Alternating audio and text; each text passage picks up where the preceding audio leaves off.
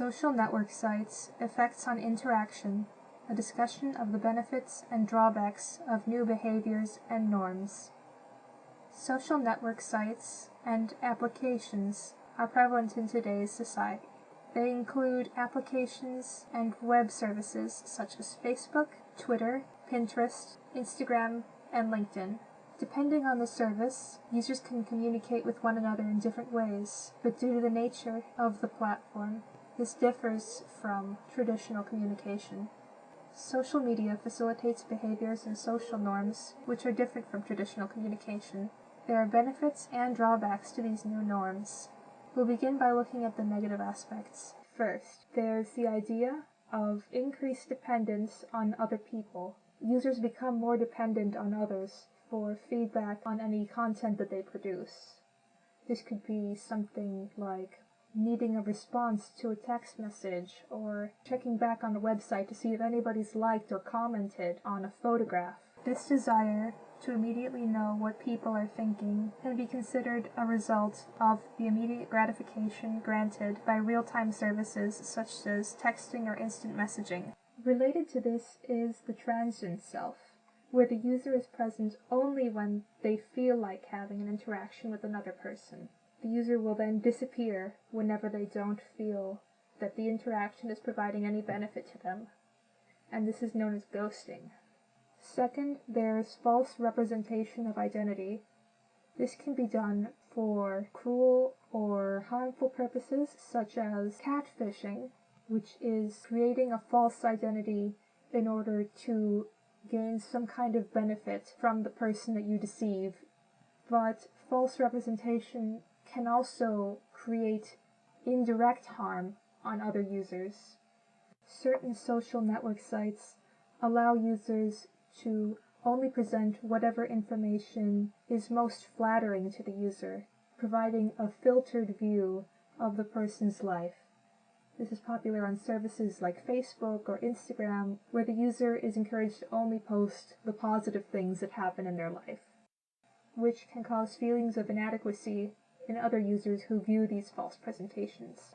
Now we'll look at the positive side. First, social media sites encourage the formation of new connections as part of a greater network of connections. These connections can be made on similar interests, or having friends of friends, or other topics that allow people to find new members within a network. This also allows users to be more open-minded in finding new relationships, friendships, or even romantic partners. Second, social network sites can help people undergoing health interventions or trying to improve themselves by giving them access to emotional support. Studies have been done to test if people undergoing health interventions, such as quitting smoking, or other long-term commitments which are hard to do by oneself, can be aided by social network connections.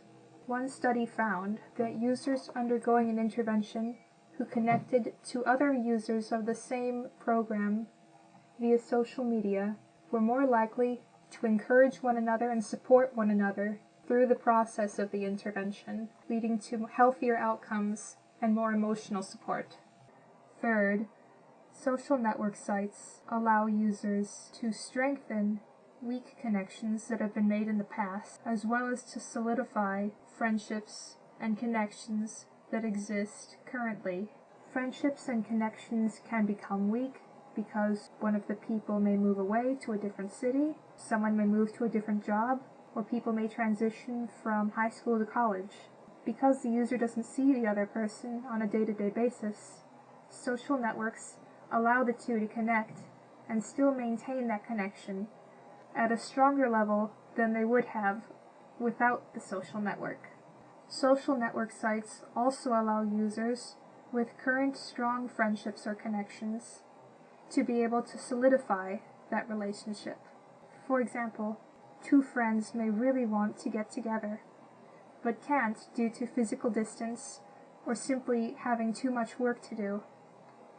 The social network allows these two to still communicate so that they can maintain their friendship even though they can't see one another as often as they would like. So because social network sites are a completely different platform from traditional face-to-face interaction, it comes with its own set of social norms and behavioral norms.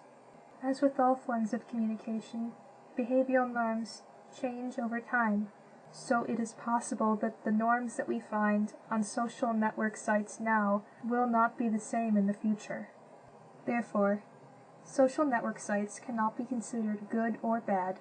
They are simply another way that people choose to communicate with one another, and it's completely up to the user to determine whether they think social network sites are beneficial to them.